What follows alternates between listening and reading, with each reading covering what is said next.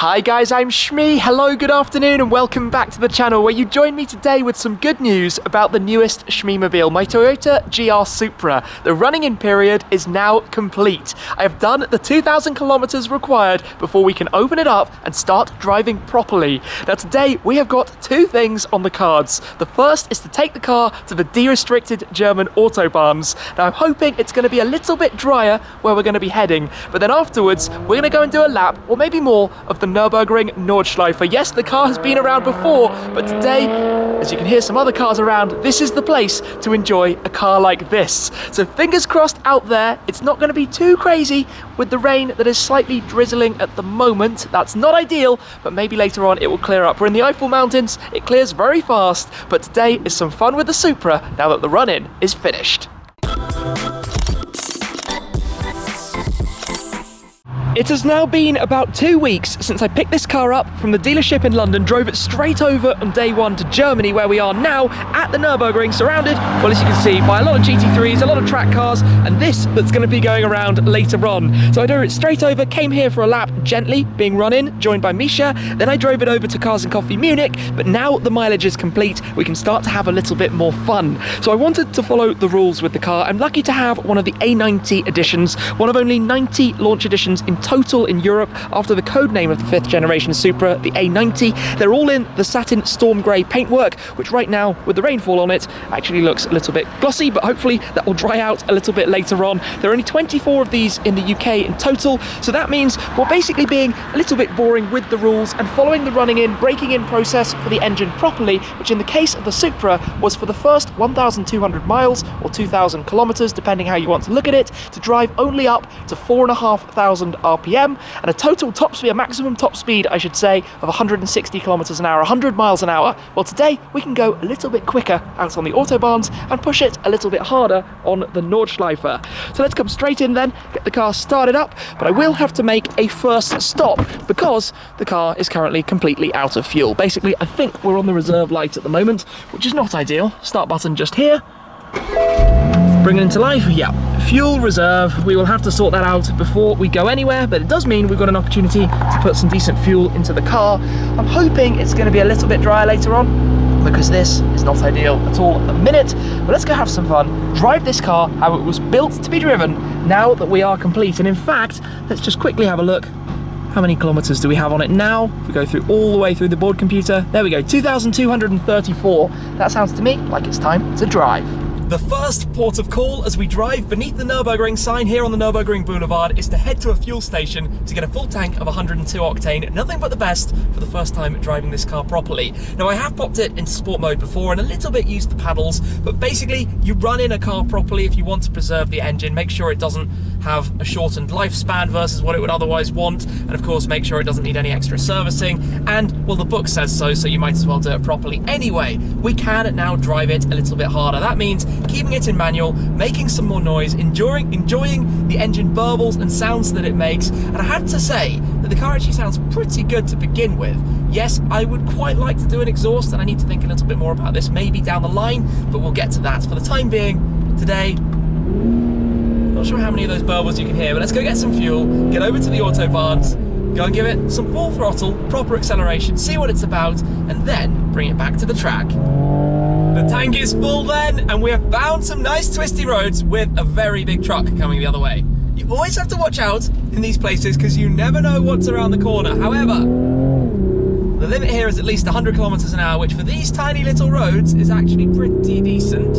It wants me to take that junction, which is definitely a little bit blind. Okay, this is where you never know if you should be following your navigation or not. We've done it now, so let's go explore. There we go, you do get some of that sound through the speakers, that's for sure. Very BMW in that respect. Oh, I can't wait to actually drive this on the Nordschleife properly. I've been waiting for this. It was torture last time, having to take it easy, cruising around with Misha, being overtaken by a lot of people in the process. But this car is just so well balanced, all of it, the chassis, the power. I think it might be a little bit slippery today, but we will experience how that's going to go. For now, destination, Autobahn. Well, I'm at the on-ramp to the Autobahn, but it is still drizzling, which does not bode particularly well. So maybe we will just get a few more revs out of the car than we've had up to this point, and probably not a VMAX run right now, because there's a time and a place, and this is not it. The whole dashboard kind of flashes when you get up towards the top end. Of course, I haven't seen that up to this point. Picks up really nicely, really nicely actually. The road isn't too wet, there's a little bit of spray. Over 200 Ks. Yeah, the quickest I've driven the car, and actually really impressive. Already 230, and I'm not foot flat. Taking it obviously a bit easier than if it was completely dry. I mean, are we basically at the limiter now? Yeah, we're in excess of 250, so I'm going to back off a little bit there. I think that is plenty quick enough for the time being, considering the weather conditions, and hopefully it's going to be a bit drier than this when we get back towards the main part of the Nurburgring. I'll tell you one random thing: the windscreen wipers jitter around a bit at speed. It's interesting. I wonder if they're slightly out of line or something. But anyway, let us head back to the Nurburgring. I just hope it's drier there. One of the cool things as you arrive back at the Nurburgring is that you can just see the screens which are showing a green light, which means the track is actually open. Part of me was worried it might not be, although it might turn out that it probably shouldn't be. We will find out in a moment, but anyway, let's head on up to the Touristenfahrten entrance. Touristenfahrten, tourist drives, it's a public toll road, road rules apply. That means keep right, overtake on the left, usual speed limits through Adenauer, through the slower sections. Just gotta take it easy, have a good time. But I think that should be okay. I think it's going to be a good time, whatever happens. Let's get there and discover. It is time to do this then, following the Apex GT2 RS, which is an epic thing. Let me put the window down, careful of my camera, and see if I can just about reach with my card right now. There we go, okay. Gates are open. Oh, that's interesting. Stop start, which we don't really want. We want sport mode. I've got the sport displays on the central screen. We've put traction into sport as well, or what do they call it here? The vehicle stability control. And yeah, into manual. Okay, wet lap of the Nurburgring Nordschleife, which means taking wet lines, which are basically the outside of the corners. But for the moment, let's just see what it is like. Okay. It's going to be really slippy right now, but we'll take it easy-ish and see what happens. Go bit by bit through the first compression at, well, 180 kilometers per hour. Go gently onto the brakes. To be honest, I'm a little bit worried about braking zones. Wow, this feels really slippy, to be honest. Really slippy. Nice pops out of the exhaust though. Oh, yeah, understeering, a little bit of oversteering as well. You see the point. This is where you have to be so careful. I know it's not a supercar, but this is a very special car right now that we are slip sliding around the Nurburgring Nordschleife in, and we've got a vehicle to overtake quickly. So we go past, always on the left, on the inside of T13.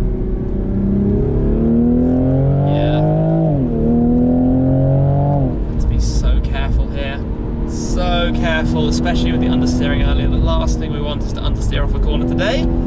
Just having a good time, having some fun. Oh, feeling it go a little bit light there. This is really a case of wet lines outside of the corners. It is so slippery. I'm going more carefully around than I think I did on my running in lap when I was really taking it so gently.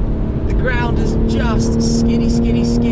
Up here we're going to go light, which is always cool. I'm going to dab the brakes though, just because I want to keep some traction and grip around the corners.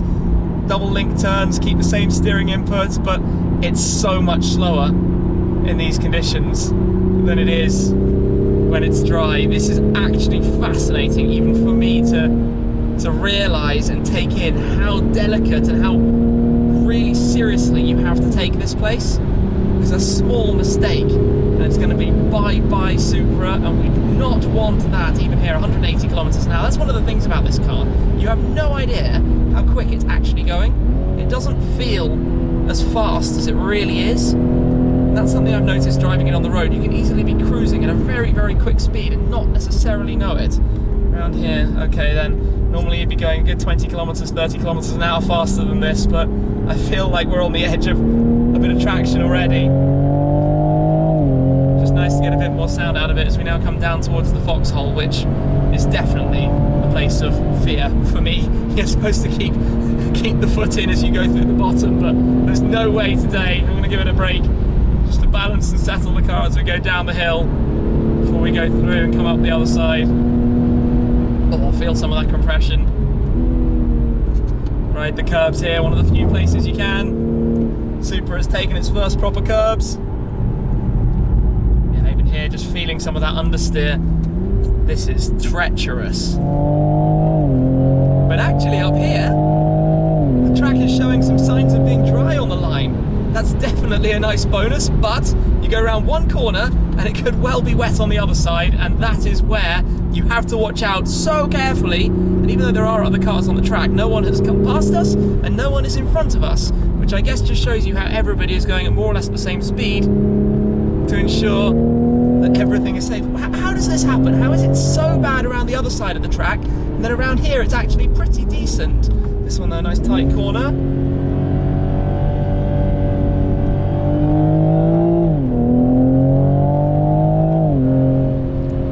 As we go out from Adenau then, up the hill, foot flat, enjoy some of the acceleration.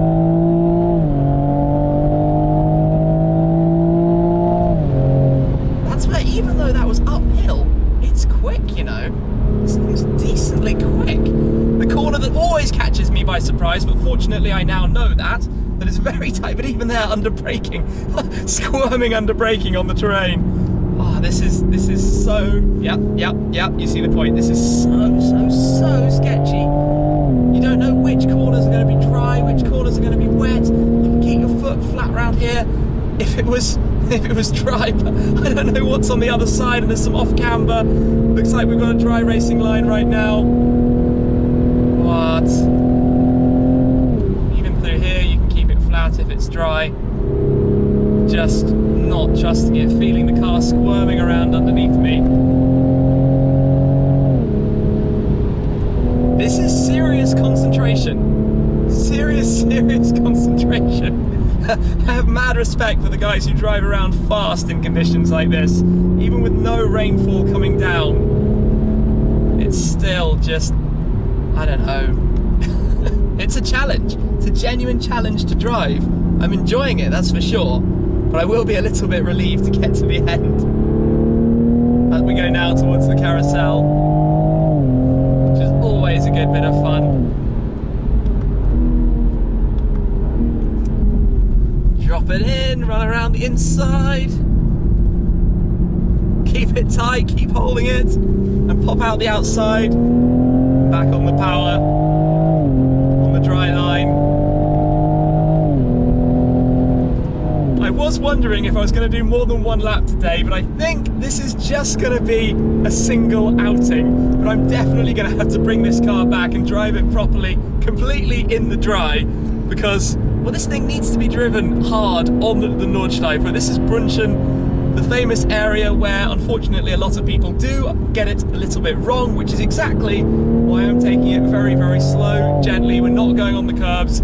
This is a horrible, horrible corner. Lots of people watching. That's where everyone shows off. That's where you tend to slide as it goes a little bit light just here. Oh, we've held it in. It's a genuine challenge, this. Genuine challenge to get it right. Even there, you see, just feeling the twitch. As soon as you go a tiny bit too much on the power, the car lifts, it goes light. We've got something coming in a lot faster than I am. That means I am going to tuck to the right. They're going to be able to go past. Yeah, I'm not doing that. Experience is everything at this place, and I don't have much of it in these conditions. I don't know the right lines. I would have loved to have been able to keep up with the GT3, but nah, not happening. So we come now to the little carousel where you need to tuck it in, dip the nose and the left tyres onto the inside part of the tarmac, and then we're coming up to the last little section of the track. That'll be the end of a lap on the green hell, which today has literally been quite a big part of its name, the green hell. Oh goodness, but we're going to make it round now. We're going to get to the end. This is a very different me to my normal laps on the Nurburgring Nordschleife. But here we are, to the final gantry. And this is where you back off the power and let your brakes cool, and you feel relieved that you've made it back round. Use some engine braking to put traction fully back on. But yeah, I've never seen it so empty, and I've never seen it so slippy either. This has been quite a learning experience for a lap of the Nordschleife. Gotta keep your wits about you, that's for sure. Well, that was cautious, and not really the day I intended for the first day with this car being completely run in. It's been fun anyway to drive up the Autobahns, to drive around the Nordschleife. He says, as the GT2 RS cruises on around behind me, and of course just to be back at the wheel of the Supra, which as always is a brilliant car, it has to be said. And I feel very lucky, like I said earlier, to have one of the A90 Editions, which I'm going to cherish and use an awful lot for many things, including more days back here at the Nordschleife to come in future, hopefully in slightly drier conditions. But this is what happens at the end, towards the end of the year, the end of summer. In any case though, I hope you've enjoyed coming along with me, stretching the legs, hearing a little bit more of the sound, which, like I said, is, how do I describe it, a little bit artificial through the speakers, and maybe that's going to call for an exhaust to come, and some more that you'll see very soon on that topic. Anyway, for now, thank you very much for watching. As always, guys, that's it for this time, and I'll see you again very soon. Cheers.